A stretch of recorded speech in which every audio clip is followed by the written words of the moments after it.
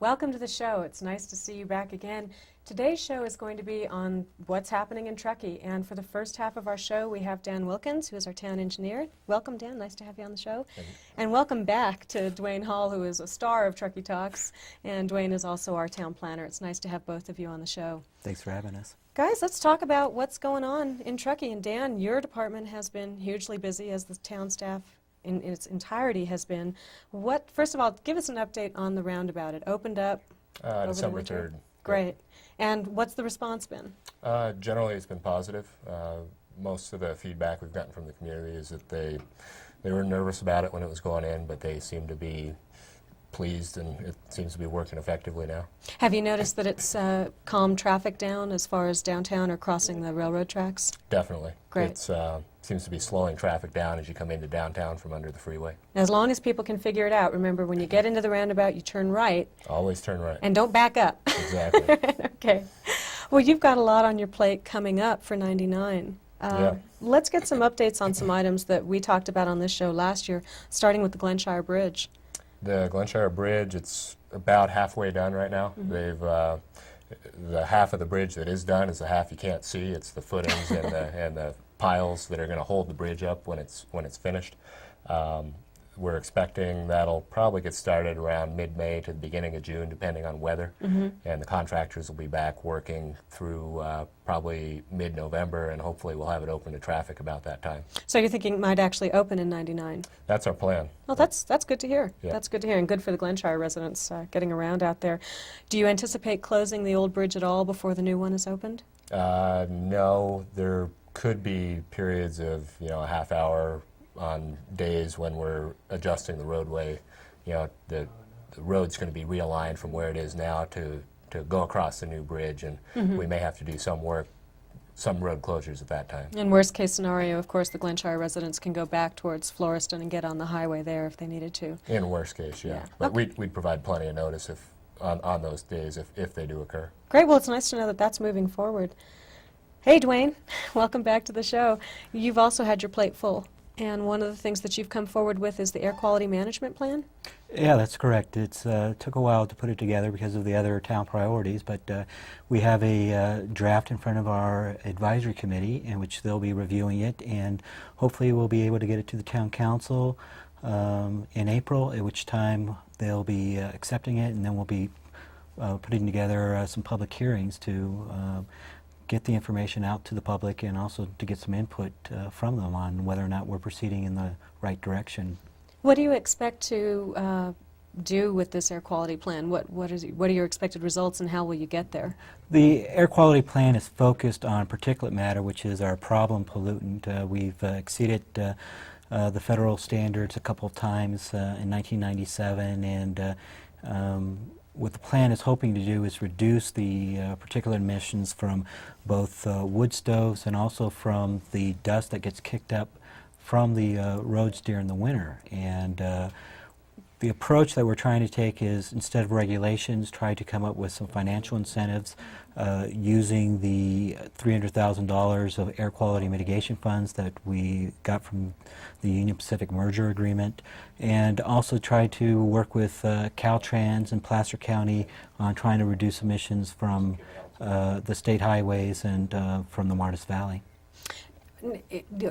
Last year, the Great Stove Changeout Program was initiated. Did you do that again this year? Yes, and the program just ended this past week, and it was more successful than last year. Once we get the information out, we're getting people involved because now they are understanding of the need to get rid of these what I like to call old clunkers, and the incentives that are being offered by the Air Quality District in the town. Hopefully by the end of this year we'll have a permanent ongoing financial assistance program so people don't have to wait for January, February, but we'll be able to offer them financial incentives throughout the year. Oh, that's great. And if people need information on that, can they contact you at Town Hall? That's right. I'm the contact person, so if they have any questions, I'm the person to talk to. Okay. It's 582-7700 in case anybody's wondering about that. Dan, let's get back to you. We talked about the Glenshire Bridge, but you've got some other things coming up, and a big one on your plate this year is the Highway 267, Highway 80 interchange and the ramps at that interchange. Can you give us an update on that? Yeah. Right now, we're working with Caltrans to maintain two of the ramps at that interchange. The original plan was to eliminate all four of the ramps. We've been working with Caltrans for about a year and a half to come up with a plan that would at least keep half of that interchange in place. We think we're pretty close on that. We're going to be talking with the town council actually this week about the plan that Caltrans has proposed that we think would be acceptable to the town, and then assuming the town agrees with that, we would move forward and start doing the environmental and construction documents that would be necessary to actually build it. Now, can you clarify, is that going to delay in any way the bypass? No. Okay. The track we've been trying to maintain are two parallel tracks. One, making sure that the bypass project will happen with due diligence, with a second track of trying to modify the design for it. The reason we can get away with that is that the bypass is going to take 3 to 4 years to build. The work we're talking about would be in the 3rd or 4th year, so we've got a little bit of lead time to get the project designed and hopefully get it included with the bypass without actually delaying that project. Have you seen any go-forward work from Caltrans as far as getting the bypass started? Yeah, we actually the town has been negotiating with Caltrans because part of the deal with building the bypass is that the town take over maintenance of existing 267. Mm-hmm. That was one of the last hurdles that Caltrans needed to clear before they could get the money for the bypass project.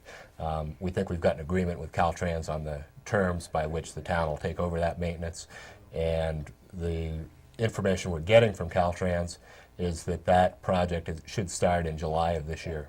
Oh, that's great. That's great. As far as actual concrete work, or are we just talking laying utilities? Or it's unclear as to what would be done first. Mm-hmm. A lot of that would be left up to the contractor that Caltrans would hire. My expectation is that they would start work on the bridge construction. There's going to be a bridge that's going to run, it's going to be about 1,500, 1,700 feet long. Mm-hmm. It's going to span Glenshire Drive, the Union Pacific Railroad tracks, the Truckee River, and it's going to be a major project. My expectation is that they would start the construction on the bridge footings this summer, because it'll take them 2 or 3 years just to build that bridge. And that pretty much won't interrupt any kind of traffic movement around town. That's not taking place on an existing road. It shouldn't. What we will see is some construction traffic through town, moving earth, bringing in backhoes, that type of stuff. There could be dump trucks running through town for a portion of the project, moving dirt from one end of the project to the other. But in terms of traffic control or road closures, we shouldn't see much of that. Well, it's exciting. This community's been waiting for that bypass to come in for a long time. So Yeah. it should be exciting to see that get started and hopefully lighten up traffic a little bit Yeah. through town. Duane, big ticket item also on your plate these last couple of years has been the development code. Yes. Can you step back a step and tell us, first of all, what is a development code? What is its The purpose? development code is the town ordinance which contains all the zoning regulations and development regulations of the town, and it's the main tool to implement the general plan, which was adopted in February of 1996. So it's trying to develop those regulations to encourage clustering, preserve open space, and maintain the small town charm of Truckee when development does occur. And so what do we have now as far as a resultant document? Right now we have a public draft which has been reviewed by the Planning Commission for the past 6 months. They've held over 14 meetings and over 45 hours of discussion on reviewing this document to ensure that this is what Truckee wants and needs. And they completed their review earlier this month, and they've forwarded recommendations to the Town Council, who will be considering their recommendations on March 8th and March 9th at 6 p.m. at some public workshops. But one of the things I want to emphasize is this is only the first part of this public review process that we've created. Because the document is quite lengthy and does contain a number of important regulations, we thought that there was a need for additional public input. So once this document is reviewed by the Town Council, it will go back to staff and the town consultant to make changes recommended by the Town Council, and we'll be putting that final document together and then be having formal public hearings probably summer to have the formal public input and then lead to adoption of the document. Now, there were quite a number of public meetings, workshops, and also the Planning Commission meetings. What was the level of participation from the public in those meetings? I believe the participation was quite well, and in addition, the input that we received, we got a lot of great input in both in regards to, one, you're not going in the right direction, this is not what we need to do, but also good suggestions in how to improve the wording or the language in the document so it makes sense to the public. And the open houses and the workshops that we held were very valuable in doing that. And the Contractors Association was an excellent example of working through these public meetings and providing some helpful suggestions. Yeah, I think they were present at nearly or every meeting. At every meeting, Every that's meeting. correct. Yeah, that's great. That's great feedback. So again, those meeting dates are? For the Town Council is March 8th and 9th at 6 p.m. at Town Hall. Okay, great. So this show should come on a little before then and hopefully give some folks a chance to participate in that. That's a big ticket item. That affects a lot of what we're Yes. doing here in Truckee. Definitely. And people should be paying attention to that. We just have a couple of minutes left, and Dan, you've got a lot more on your plate than we can probably cover, but another item that's coming up on 267 is the Palisades Light. Yeah, the town has been working with the state to put a traffic signal at the intersection of Palisades Drive and 267 in front of the 7-Eleven, basically. Mm-hmm. We're expecting probably the electricity will get turned on that in September or October of this year. So we'll see a new stoplight in the town of Truckee. Yeah. What about road improvements at that intersection that tends to sort of get our own little swimming pool over there? Yeah, that's part of the project, is to put in a underground drain system that'll get rid of that pond. Great, great. So more on the road for 99. And then, Duane, you've got trails and more trails. Now, there's a lot of public participation going on in the trails issue. Can you back up a little bit, tell us what the trails... Yeah, the general plan and the town council has made trails a very high priority, and so we've started work on a master plan. But once again, trying to get as much public input. We've got another advisory committee. In fact, it's a committee that's so large, it's made up of two committees. And they're meeting monthly now. We also have assistance from the National Park Service. We have Barbara Rice of the Park Service, who's worked on many of these plans, helping staff and the advisory committee in putting together this master plan. And they've been meeting for around 6 months now, and they meet monthly, the first Tuesday of every month from 4 to 6 p.m. And so if anyone's interested in learning what the committee is doing or providing their input, they're welcomed at these meetings. Now, it'll be a while before we actually see the fruits of these labors, before we actually see trails go down in Truckee. Right. It's the plan itself would probably be at least late summer before it's adopted, and then once that happens, then actually trying to prioritize what projects should we be working on and actually doing construction. But as you know, the Rotary Club and the town and other agencies have already kind of done the first step on trying to construct some of these trails, and the first one is the Regional Park Trail to connect with the river. So although we're working on the plan, when opportunities come up, we are taking advantage of them, of trying to improve our trails. That's great. I want to go over time a little bit here because I know that both of you have a lot on your plate. I want to just cover a couple more items and then I'll have to cut you off. But Dan, the voters passed Measure A last year, the Backbone Roads sales tax bond, and that's allowed you to sort of reallocate monies in different areas to the roads. What can people expect to see this year in terms of road improvements? We're looking at doing about 15 miles worth of asphalt overlays this summer. Right now we're planning on overlaying, actually completely reconstructing Donner Pass Road from the Coldstream interchange to about the Donner Pines Market. Mm. We're also planning on overlaying half of Glenshire Drive through the subdivision, and we've got overlay projects scheduled for the west end of Donner Lake. We're looking at the Armstrong Tract and overlaying a lot of those streets, some of the streets in Olympic Meadows, some of the streets in the Gateway Center area.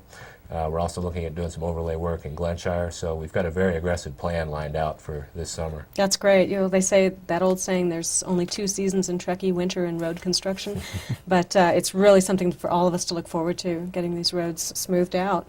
Dan, Duane, thanks very much for being on the show. Thanks for giving us these updates. You're and welcome. look forward to seeing you again. Thanks, Maya. Stay tuned. We'll be back in just a minute with more town updates.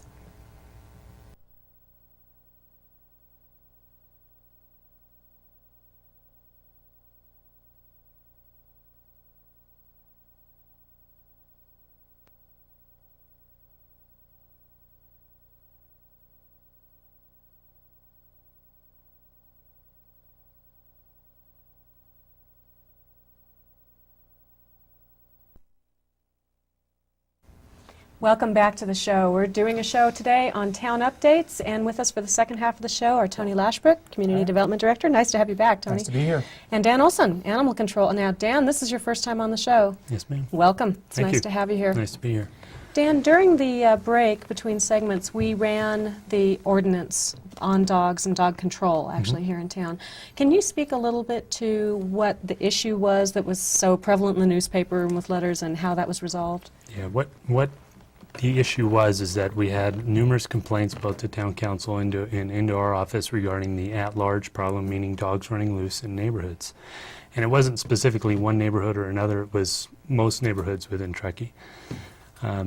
What we came up with is that we went back to the ordinance, we looked at that, and we read it and understood it the way we did was that dogs need to be under control. It's not necessarily a leash law, but if that's your control, then that's what you need to do. You need to put on a leash. What the law states is that dogs need to be under control or in the immediate presence of their owner, meaning, you can't be inside your house and your dog be outside running around the neighborhood. That's not in control. And if it is, the policy that we've taken up and the council is supporting is that we're going to do a maximum enforcement, meaning if there's a violation, you're going to get a citation for it, unless there's some compelling reason that we wouldn't issue the violation. Not knowing the law wouldn't be a compelling reason. No, absolutely not. Okay.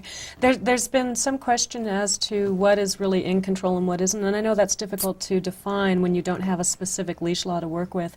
If somebody is walking their dog in their own neighborhood and the dog is 20 feet ahead of them, Yeah, we would more than likely, if we thought it was out of control, meaning it was wandering from property to property, knocking over garbage cans, defecating on other people's lawns and whatnot, we would more than likely contact that owner in the field, educate, talk to him and say, that's not acceptable, and if we see you doing it again, you may be issued a citation for it. And what kind of fines can people expect to pay if they are cited? Impound fees, if we actually impound the animal, range anywhere from $25 to $125, and that's within a 2-year period. And that doesn't go against the dog, it goes against the dog owner. So it doesn't matter if we picked up, Lobo the first time, we can pick up Jojo the second time, it's still, a second impound. Got it. And then the citations, which are court citations, range anywhere from $81 for the first to over almost $500 for a third violation within a year. So these are some steep fines. It can be very pricey. Well, time to pay attention and make sure that your dog is in control. Absolutely. That's really the key word. Do you have problem hotspot areas that you monitor more closely than others? We do, and we take that on a case-by-case basis where, it changes every day pretty much. People are calling in more often now with problem spots, and we try to concentrate our efforts there until the next one pops up. And Dan, how many staff members do you have to patrol Truckee? Currently we have 2 full-time officers on staff now, a supervisor and a office assistant secretary. And these are all filled positions? We had one position that was vacant, we just recently filled. Okay, great. So you're up to speed and up to staff. Right. All right. You still have a large area to patrol. We have all the whole town of Truckee, which is 33 square miles. We cover the eastern half of Nevada County, which is from Highway 20 to Sierra County line. We cover all of Sierra County and the city of Loyalton and the city of Portola. So. And if somebody in town has a question or they want to report a nuisance animal, what's the telephone number for that? They can call our office at 582-7830. And what are the hours for that? 8 to 5, Monday through Friday, and we do have a recorder on the weekends. They can leave a number and an officer will call them back. Okay, great. Dan, thanks for being on the show. Thank you. And thanks for clarifying that. If people You're have welcome. questions on the dog ordinance, please do contact Animal Control at Town Hall. Tony Lashbrook, you also have a lot on your plate, and I'm not going to take these in any particular order, but let's just get an update on PC2 and let the folks know what's Right. going on in that process. Well, Maya, as you know, over the last summer, there was a number of public workshops on PC2, kind of the introductory series, where we introduced the plan that's been prepared by the property owners' representatives and held a series of public discussions regarding that plan, including field trips and tours of the property. This fall, we brought the output of those workshops to the Planning Commission and the Council, and really received direction to go forward and get into the more detailed processing of the specific plan for the planned community. Of late, there hasn't been a lot of public discussion. What the staff has been working on is really developing the details of what issues need to be addressed in the economic analysis that's required for all the planned communities, all 3 of the planned communities, including PC1, and also the environmental impact report. And at this point, we've solicited proposals from firms to prepare that. We've reviewed those, and we're ready to move forward with that phase of the project. You're looking at really a substantial investment at this point by the proponents in the range of a couple $100,000 to prepare those technical studies. Those will be done. The contract for those studies will be between the town and the consultants, but the developer pays the bill. So some major decisions coming up on their behalf in terms of when and how they want to proceed. And there was a town meeting, or excuse me, not a town meeting, but a meeting that the town was not involved in, hosted by the Truckee Donner Land Trust a couple of weeks ago. There was just a kind of an update informational meeting. We provided to that group kind of a projected schedule of events, and I might talk a little bit about that in terms of where do we go from here with PC2. Both the economic and the environmental studies will first of all require a public scoping session so that the council, the planning commission, and the community can get up to speed with what the actual scope of work is and make changes or additions to that as appropriate based upon these workshops that would probably be coming up in this point in either late March or April timeframe, actually probably April. From that point, the draft EIR and economic analysis will actually be prepared. The economic analysis will be done first. That'll take a couple of months to get done. The EIR will take probably 4 months to get to a draft stage. There'll be wide public distribution. There'll be public hearings. So if you're trying to schedule your vacations, you're looking at late summer for EIR to be released, and fall, winter to early next year to project decision time frame. So many more opportunities for public involvement, a lot more information available. Mm-hmm. So that sounds like no real work is going to get started out there at Boca Sierra until the year 2000, if it's an accepted plan and it moves forward. Yeah, absolute best case scenario, just from a processing time frame, would be next summer for it to start any construction, and that would assume everything went smoothly from this point forward. We have talked a lot about PC2 on the town level and in the newspaper, but people may not have an idea of what exactly is involved in that whole development. Right. There's a conceptual plan. Is There's that available for review? There's a summary plan that involves both a land use scheme and development standards. That's available at Town Hall, copies at the Copy Center, kind of the regular town outlets for that information. And that's substantially similar, although there were some minor changes made to the one that was fairly widely distributed last summer. So if someone wants an update, they can certainly contact our office and make sure they're operating with the right information. That's right. Yeah. Big project, and that's going to kind of grind on for a while. Tony, you've got some money stashed away for housing. This is completely separate from PC2, but let's get an update on that. Right. One of the advantages of a town being here is that we can compete for grant money on a year-to-year basis, and we have been doing that. This year, we've somehow hit the right buttons and been fortunate enough to receive funding. We've gotten 2 $500,000 funding commitments. The first is for housing rehabilitation, and that really applies primarily to the downtown area, some of the older areas of town. That is a grant to the town. To individual and qualified participants, it would be a very low interest loan, very favorable terms that could be used for housing rehabilitation, everything kind of from the foundation up, looking to make structures sound, make sure that electrical and plumbing is safe, Up to code. Uh-huh. new roofs, siding. Foundations probably for some of those structures. Another element that relates to Duane's discussion earlier is we would also provide additional grant money for changing out heating, particularly to get it up to air quality standards. So we should have details on that program within the next month, and that's an exciting one. Another one we just got word of, we don't have any details, is a first-time home buyers grant, again $500,000. That would, for qualifying families, and that's based upon income, could provide down payment assistance for a first-time home purchase, up to $25,000 or $30,000. That would be a second deed of trust, again, very low interest and favorable terms. These are great. This is really nice to know that the grants are coming in and people will have an opportunity to use these for either the first-time home buyers or the rehab money. If anybody's interested in more information, they should contact your office. They can. What we're doing right now, since we don't have the details yet, is we're just establishing a contact list. So please call, and I'll be happy to put your name on that. Again, the details on the rehab grant would probably be available within the next month, so around the 1st of April, and the first-time home buyers probably around the 1st of June. Okay.